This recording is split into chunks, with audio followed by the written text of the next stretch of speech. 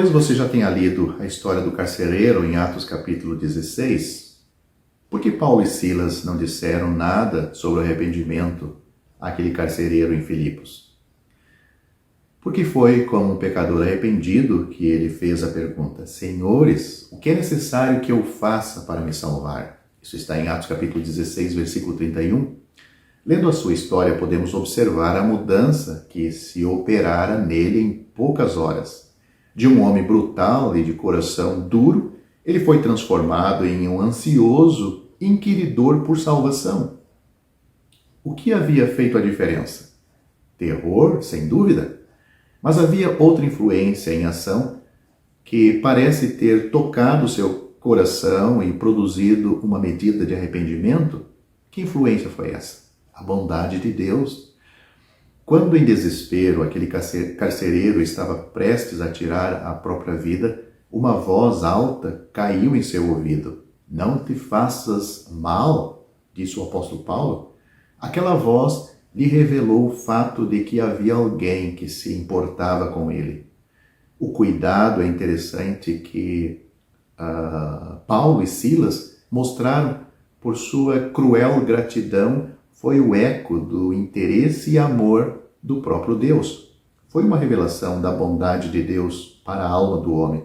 Isso o derrubou e arrancou de seus lábios o clamor de um pecador arrependido. O que devo fazer para ser salvo? O arrependimento estava lá. Tudo o que era necessário agora era que ele fosse apontado ou conduzido para o Senhor Jesus Cristo como aquele em quem ele podia confiar para a sua salvação. É a bondade de Deus que leva ao arrependimento. É isso que o apóstolo e Deus declara na sua palavra quando usou o apóstolo Paulo para escrever isto em Romanos capítulo 2, versículo 4.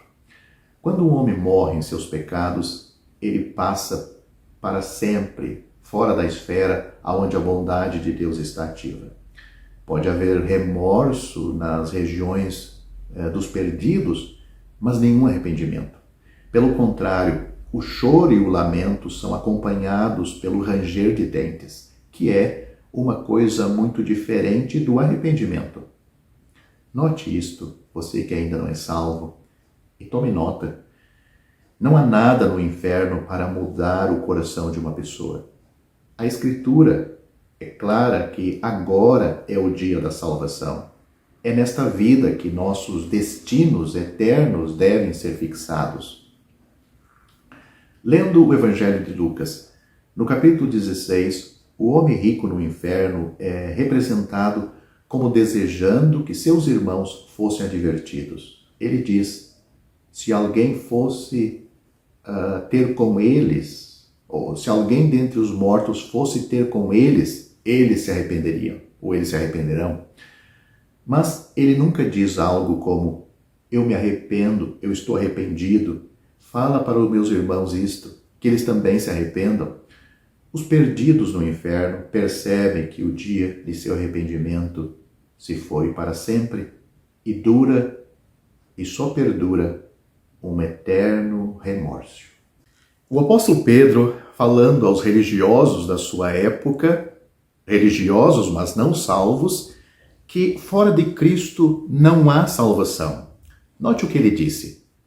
E em nenhum outro há salvação, porque também debaixo do céu nenhum outro nome há dado entre os homens, pelo qual devamos ser salvos. Isso está registrado em Atos capítulo 4, versículo 12. É somente sobre esta base e nenhuma outra que você pode ser salvo. Se você deve ser salvo, então o pesado fardo dos seus pecados precisa ser removido. Se o pesado fardo precisa ser removido, a pena pelo pecado precisa ser aplicada em alguém. Se a pena pelo pecado precisa ser aplicada em alguém, então Jesus precisava morrer, pois a pena para o pecado é a morte. Você não poderia suportá-lo sem perecer miseravelmente. Assim disse o apóstolo João, pelo seu nome vos são perdoados os pecados. 1 João capítulo 2, versículo 12. Não pelas obras que você possa praticar, nem pela sua moralidade, mas pelo nome de Jesus. A resposta não poderia ser mais simples. A misericórdia flui hoje mesmo. Não por meio de alguma relíquia em alguma cidade santa, nem por meio do toque de alguma mão santificada, mas de um vitorioso e ressuscitado Cristo no céu. Pode-se ter acesso a Ele estando em qualquer lugar. Toque nele, ou, em outras palavras, se preferir, creia nele e você será salvo. É somente pela fé. As Escrituras são conclusivas quanto a este ponto. A salvação não é por meio das obras, nem por fé e obras combinadas, mas somente pela fé. Note o que as Escrituras diz sobre isso de uma maneira clara, transparente, que até uma criança pode entender. Porque pela graça sois salvos. Porque pela graça sois salvos por meio da fé. Isto não vem de vós, é dom de Deus. Não vem das obras, para que ninguém se glorie. Esses dois versículos claros e maravilhosos estão em Efésios, capítulo 2, versículos 8 e 9.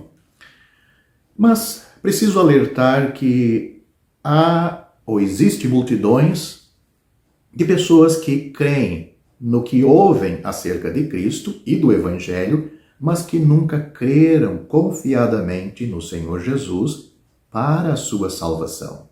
Talvez você diga admirado, o que quer dizer com isto? Não parece haver muita diferença? Pelo contrário, existe uma diferença da máxima importância. Suponhamos que eu esteja a passear com um amigo numa das ruas principais de alguma grande cidade. O meu amigo, numa certa altura desta caminhada, ele me diz: você vê aquele grande edifício na esquina, com uma tabuleta de metal? Respondo afirmativamente. Ele diz novamente: bem, é ali que fica o maior especialista em doenças do coração. Vem doentes de todos os pontos do país para consultarem com ele. Os seus êxitos têm sido grandes e numerosos. Nesta altura, o famoso médico sai do edifício e entra em seu carro, pelo que tenho a oportunidade de vê-lo. Felizmente, o meu coração funciona muito bem. Acredito em tudo o que o meu amigo me informou acerca do médico, mas as informações não têm para mim importância, pois não necessito dos seus serviços clínicos hoje. Suponhamos, porém, que poucas semanas depois desta conversa, eu adoeça de repente com fortes crises cardíacas. Lembro-me logo daquele médico. Mando chamá-lo e coloco-me sem reserva em suas mãos, recuperando assim a saúde. Agora, já conheço o médico, conheço a sua perícia e quando falo dele, é com ânimo, pois estou grato por aquilo que me fez. Em resumo, entreguei o meu caso ao médico e descansei confiado em sua sabedoria e capacidade, enquanto antes apenas acreditava no que ouvia acerca dele. Esta é a única resposta sensata. Fé no Senhor Jesus, fé para a salvação, como um pecador perdido. Descansa nele, totalmente nele. Mas cuidado para não perder sua alma eternamente só por causa desta pequena questão. O tempo. Ou quando? Note o que a Bíblia diz. Eis aqui agora o tempo aceitável. Eis aqui agora o dia da salvação. 2 Coríntios capítulo 6, versículo 2. Note, agora é o tempo aceitável. Agora é o dia da salvação. Vá ao Senhor Jesus pela fé. Portanto, se como pecador perdido aos olhos de Deus, você tiver crido de todo o coração, tiver aceitado o Senhor Jesus como tendo sofrido na cruz por todos os pecados cometidos por você e tendo ressuscitado para a sua justificação, então o Cristo na glória é aquele em quem você está agora firme e seguro. Você está nos ombros e nas mãos do bom pastor, e ele nunca o deixará de assim conduzir até que o tenha introduzido no lar celestial. Se assim verdadeiramente creu, você já foi feito membro do corpo de Cristo, a igreja verdadeira, ligado ao seu Senhor pelo Espírito Santo. E agora, a caminho do lar, ele se alegra em reunir os seus em torno de si, fora do arraial, ou seja, do sistema religioso, da cristandade dos nossos dias.